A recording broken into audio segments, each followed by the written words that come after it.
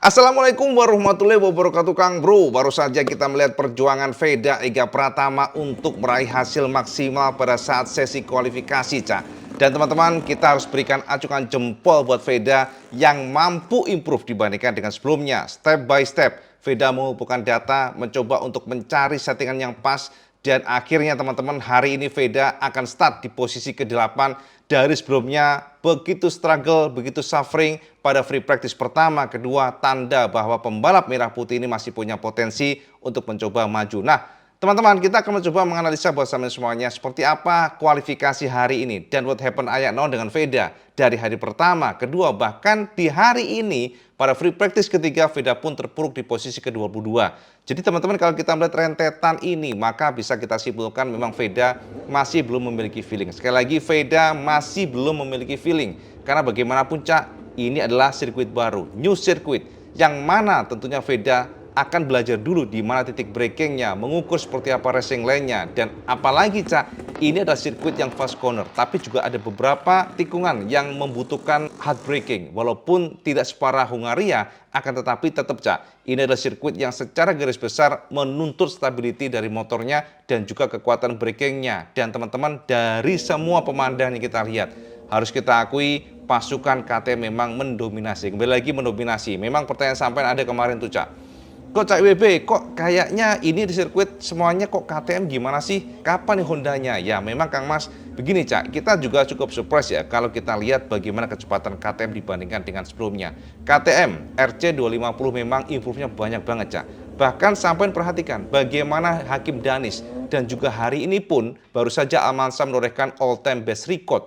Artinya kenapa? Ya artinya mesin KTM ini improve dibandingkan dengan tahun sebelumnya. Jadi time by time memang kalau kita perhatikan KTM ini beda dibandingkan secara filosofi ya dibandingkan dengan beberapa pabrikan, termasuk juga mungkin Honda, karena KTM memang dari awal mereka salah satu pabrikan yang sangat fokus pada sisi racing. Jadi makanya kalau kita lihat slogannya adalah ready to race, dan itu membuat tentunya ya mereka mengimprove semuanya, apalagi informasi kita dapatkan ada connection antara pengembangan RC250 dengan tim MotoGP. Makanya jika sampai melihat atau memperhatikan KTM RC250 ini adalah sebuah motor yang tentunya menjadi tantangan terberat bagi Honda jika Honda ingin merangsek ke depan. Kembali lagi jika Honda ingin merangsek ke depan, sebab bagaimanapun memang Cak, kalau skill pembalap bagus tidak didukung dengan motor yang mumpuni, itu akan tidak maksimal aja Cak. Nah, teman-teman, gambaran tadi juga terlihat sekali bagaimana sekelas Pini dan juga sekelas Adrian Fernandez yang notabene Leopard Racing, yang tahu sendiri kan Leopard ini kan secara umum ya, secara tradisionalnya mereka memiliki tim yang kuat, mekanik yang sangat-sangat presisi, akan tetapi ternyata hari ini mereka suffering. Bahkan teman-teman, Veda Ega Pratama mampu mengalahkan posisi dari Adrian Fernandez, Pini, dan dia pembalap Honda terbaik kedua pada saat kualifikasi hari ini. Nah, teman-teman, hari ini kualifikasi memang cukup tricky Mas. Apalagi Veda agak kelihatan ya bagaimana Veda ini nggak pede. Kelihatan sekali nge-pushnya tuh nggak terlalu optimal. Bagaimana dia menekuk tikungan dan ketika dia mencoba untuk menaklukkan hairpin. Kita harus akui, Veda tidaklah yang maksimal secara feeling. Kelihatan Cak, dari sisi bagaimana dia flicking, banting kiri kanan, dan memang dia nggak pede. Nah, itulah yang menjadi PR tentunya, dan itu akan membuat Veda harus berjuang keras, Honda Asia harus berjuang keras jika ingin mencoba at least mendapatkan atau meraih posisi 6 besar. Karena bagaimanapun ini adalah teritori, kembali lagi teritori KTM. Sisi bagusnya berarti ya Veda memiliki lawan yang sangat kuat, dan ini akan membuat Veda semakin matang Cak. Kira-kira demikian Kak Mas. Nah teman-teman, untuk memberikan gambaran kesampaian biar kita bedah detailnya seperti apa, sebab tanpa data Cak, omongan seperti hanya omongan. Tanpa ada data tentunya kita seperti orang ngegombal Cak. Makanya kita bedah dulu seperti apa detailnya. Dan inilah Cak, gambar kesana semuanya hasil kualifikasi hari dan bagaimana kekuatan Veda. Kita intip langsung detailnya di sini Kang Mas. Nah Kang Bro semuanya, ini adalah hasil kualifikasi baru saja bagaimana perjuangan dari Veda Ega Pratama, pembalap asal Gunung Kidul yang sepertinya memang masih mencoba untuk meraba dan juga merasakan feeling motornya seperti apa. Teman-teman semuanya, hari ini kualifikasi kita disodori dengan kondisi ground yang cukup panas Cak, mencapai 49 derajat Celcius. Sementara kelembapan tembus di 43% dan kondisinya dry, sementara kondisi dari cuaca pastinya clear teman-teman semuanya. Jadi tidak ada hujan, nggak ada mendung, dan seperti yang sudah besar kesampaian semuanya sebelumnya, bahwa David Almansa menjadi penguasa Cak, pembalap KTM Liqui Moly di Navolt Intake ini bahkan menorehkan all time best record, tanda bahwa kompetisi di musim ini memang luar biasa sekali. Bagaimana level dari kekuatan dan kecepatan para pembalap yang improve-nya luar biasa dibandingkan dengan tahun sebelumnya.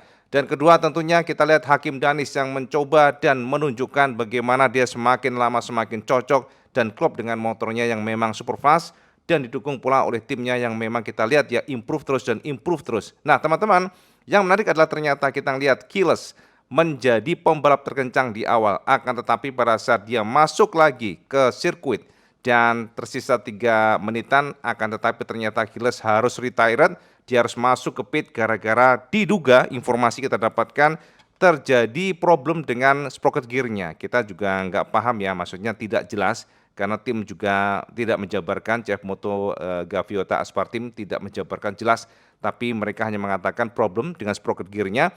Dan artinya ya kita lihat setelah 3 menit terakhir Kiles tidak bisa improve, akan tetapi pembalap Spanyol ini memang luar biasa, bahkan ketika dia nggak turun sekalipun, nggak time attacking pada tersisa 3 menit terakhir, Kiles masih menjadi penguasa ketiga. Nah, teman-teman, keempat adalah Carpe dan juga 5 ini adalah URT. Ini 2 pembalap kalau kita lihat ya, memang mereka cerdas sekali Mas. Kita perhatikan ada saling membantu ya slipstream dan perhatikan ya teman-teman pada saat Red Bull KTM Ajo ini beriringan sehingga akhirnya mereka menunjukkan secara meyakinkan penguasa di Brno Ceko adalah KTM Cak. 1, 2, 3, 4, 5 semuanya KTM dan IWB cukup surprise ya. Karena kenapa? Ternyata gap mereka cukup jauh dibandingkan dengan pasukan Honda, dibandingkan lap time dari Eddie Oshie. Jadi teman-teman semuanya Eddie Oshie bahkan terpaut 1 detikan ya Cak dibandingkan dengan Uriarte sekalipun. Sementara Uriarte dan juga Almansa di sini mereka nggak jauh-jauh amat. Jadi kalau kita perhatikan Cak, Honda memang menempatkan Eddie Oshie menjadi pembalap terbaik, akan tetapi gap untuk mengejar KTM cukup jauh dan ini adalah PR mereka besok. Dan kita juga berikan apresiasi akhirnya Mas Veda Ega Pratama yang awalnya seperti kesulitan, kedodoran dan ternyata kita nggak menyangka pembalap Gunung Kidul ini Cak menjadi pembalap Honda terbaik kedua, bahkan mengalahkan Adrian Fernandez, mengalahkan Pini dan juga Kelso. Dan kita lihat di sini Cak ya, Veda menjadi pembalap Honda kedua terbaik dengan menempati start di posisi ke-8. Veda menorehkan waktu lebih lambat 1,201 detik dibandingkan dengan Almansa. Ini adalah PR yang tentunya memang tidak mudah, jadi harus ada perjuangan tentunya besok Cak. Tapi WP yakin Veda akan coba merangsek pada awal start Cak. Nah, ke-9 adalah Kelso dan O'Gorman Cak. Dan kemudian Bertelli Pini 13 ya teman-teman, 12 dan Fernandez 13 ya, Leopard Racing yang notabene menggunakan Honda sekalipun tidak mampu mengalahkan Veda. Ini artinya ya kita harus bangga dengan Veda Cak, dengan kondisi yang mungkin tidak sempurna. Nah, 14 Perone dan 15 Reyes ya, 16 Uriarte dan 17 Esteban, kemudian Salmela ke-18. Nah, kalau tadi data mengenai kualifikasi hasilnya Cak, tapi IWB ingin menyodorkan kesampaian data yang lebih real, data yang lebih jelas di mana dari sini data ini maksudnya kita bisa tahu bagaimana grup ataupun pack ataupun ya nantinya pada saat membalap ataupun start maka sama akan menemukan bagaimana masing-masing pembalap packnya di mana. Dan teman-teman untuk pack pertama akan dihuni oleh David Almansa, Danis dan juga Kiles dan mereka semuanya menorehkan waktu yang luar biasa tajam Cak. Pastinya Cak ya ketika pembalap ngepush di awal,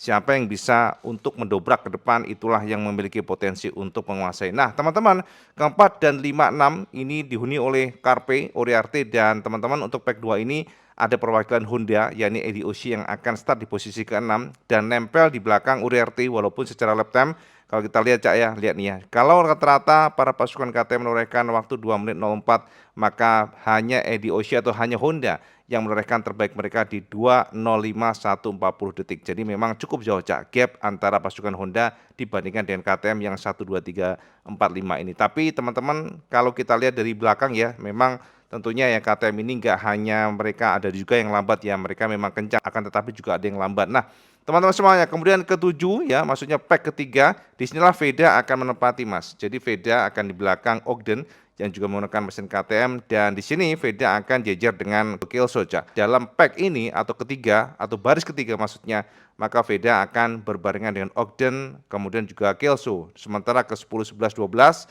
atau pack keempat adalah Gorman, Bertelli Pini dan kelima packnya adalah Adrian Fernandez, Valentine Perone dan Jesus Reyes. Nah, teman-teman sekali lagi kita tekankan di sini bagaimana gambaran pasukan Honda yang sepertinya ya akan mereka harus berusaha keras ketika ingin mencoba untuk mengejar KTM, Cak. Karena jika kita perhatikan bahkan sekelas Pini dan juga iya dan Fernandes, sepertinya memang Fernandes ini kalau secara semangat Mas, kayaknya nggak tahu ya, sepertinya kayak turun banget ya. Tapi dari sini pun sebenarnya juga nggak hanya Fernandes, sebab kalau kita perhatikan Pini yang tidak kena diskualifikasi pun juga suffering. Kita perhatikan bagaimana Pini yang hanya nongkrong di posisi ke-12 untuk nanti startnya besok, Cak ya. Artinya secara pace pembalap Honda Leopard Racing juga tidak menemukan settingannya pas dan mereka merasa nggak nyaman dengan Honda NSF 250 RW. Itu yang kita tangkap dari sini, Cak. Nah, sementara Cak, setelahnya adalah Perone, Jesus Reyes, teman-teman. Kemudian ke-16 Uriarte Esteban dan juga Salmela, dan seperti yang sudah IWB share sebelumnya bahwa untuk yang paling terakhir startnya adalah pasukan Honda, Cak. Zen Mitani ke-25, Cak, untuk urutan start besok, sementara Nicola Carraro juga di posisi ke-26. Jadi kalau yang menguasai Honda, yang menguasai 25-26 adalah Honda. Jadi teman-teman, gambaran kesampaian semuanya bahwa besok Veda akan start dari baris ketiga, Mas, mengacu dari apa yang diraih hari ini. Nah, teman-teman dari sini tentunya kita penasaran seperti apa sih kekuatan Veda dan bagaimana pula pada saat kualifikasi teman-teman. Veda hari ini ya barusan saja memang menorehkan best lap dia atau menorehkan waktu terbaiknya pada lap ke-6. Jadi Veda melakukan full lap-nya adalah 3, tapi secara total untuk putarannya 6. Akan tetapi Veda sepertinya memang belum merasakan atau masih mencoba mencari limitnya, dan finally pada the end of the lap, pada lap ke-6 Veda menorehkan best lap-nya yang akhirnya dia akan start di posisi ke-8 dan itu pun diraih pada lap ke-6, Cak ya. Maksudnya pada putaran ke-6. Nah, teman-teman dari sini, Cak, kita ingin intip seperti apa best parcel time. Seperti yang sudah share sebelumnya, ini adalah acuan kita bagaimana kekuatan para pembalap per sektor, Mas. Dan teman-teman harus kita akui, seperti yang sudah share kemarin, bahwa Hakim Danis adalah penguasa di sini, Mas. Dengan menggunakan mesin KTM, Danis ini semakin kencang dan feelingnya semakin kuat banget. Dan teman-teman, di sini kita lihat bahwa Hakim menjadi penguasa dengan posisi ke-1, disusul Almanza dan Kiles. Dan teman-teman, kita juga harus senang sebab kenapa Veda yang sebelumnya terlempar dari 17 ya untuk di T1 ini, akan tetapi pada hari ini kualifikasi Veda improve-nya banyak banget.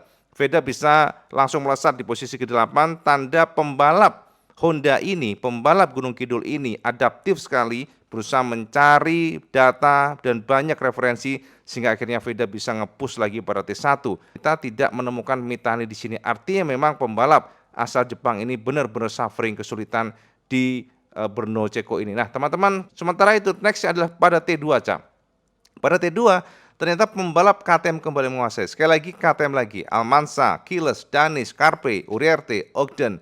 Dan di sini baru diwakili oleh Eddie Ossi sebagai pembalap Honda terkencang ke-7. Sementara Veda ternyata juga sedikit turun dibandingkan dengan pada T1. Ini, Cak, T2 ini adalah hairpin yang IWB sudah bahas sebelumnya pada video terpisah ya di hari ini.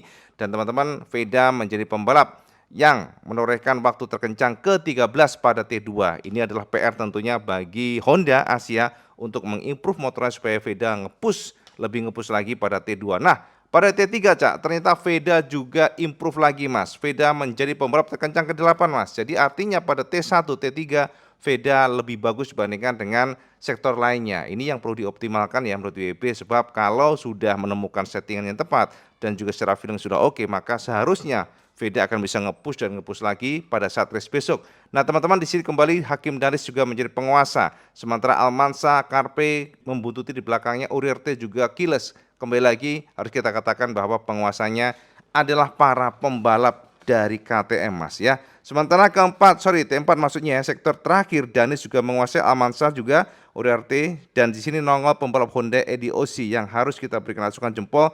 Sebab kenapa, Cak? Ini Eddie Ossi memiliki top speed yang tinggi banget. Nanti kita bedah sampai. Nah, teman-teman, akhirnya kita lihat bahwa di sini juga Veda punya PR karena pada T4 atau sektor terakhir ini Veda menorehkan waktu yang terkencang ke-14. Jadi memang jika kita lihat dari semua ini, Cak, sektor per sektor, Veda very strong pada T1 dan juga T3, Cak. Tapi sedikit lebih lambat pada T2 ya, mungkin PR-nya yang paling banyak T2 dan juga T4. Ini adalah hairpin dan tikungan-tikungan tipis yang mengarah pada last corner. Dan teman-teman, ini adalah gambaran kesamaan semuanya betapa jika kita perhatikan harus fair. kita akui memang pasukan KTM very strong dan Honda masih banyak PR jika ingin mengejar pasukan KTM. Nah, teman-teman dari sini kita intip top speednya. Nah, ini dia Mas. Jadi kalau kita membahas mengenai top speed atau horsepower, seperti yang sudah share sebelumnya, harus kita akui Honda tidak kalah dengan KTM, Cak. Honda very strong, Honda top speednya tinggi, lewat Eddie Oshie. Eddie Oshie ini sangat kuat sekali ya untuk top speednya ya. GRYD Racing ini memang luar biasa top speednya ya. Kalau kita lihat di antara pasukan Honda ini hanya Eddie Oshie yang mampu tembus ke top 3. Sementara lainnya adalah Perone, terbaik pertama untuk KTM dengan 231,2 km per jam. Sangat kuat sekali dan juga sangat tinggi. Sementara Esteban juga membuntuti ketiga. Nah, Pini akhirnya menjadi perwakilan Honda untuk top speed motornya yang tembus di 229,7 km per jam. Nah, pertinyinya kemana Veda? Veda Mas menjadi pembalap terkencang ke-10 Cak untuk top speednya. Tanda bahwa memang harus dipush lagi top speed dari Honda NSR 250 RW Veda ini jika ingin mengejar pasukan KTM. Dan top speed Veda di 227,8 km per jam. Sementara kalau kita lihat dari data ini, maka yang paling buncit ternyata adalah KTM, Cak, yakni Salmela dan Bertele untuk top speednya. Sementara Honda yang paling buncit ke 3-4 ini diwakili oleh Gorman dan juga Fernandes. Kembali lagi Fernandes kita juga surprise bahwa pembalap Leopard Racing ini semakin terpuruk grafiknya.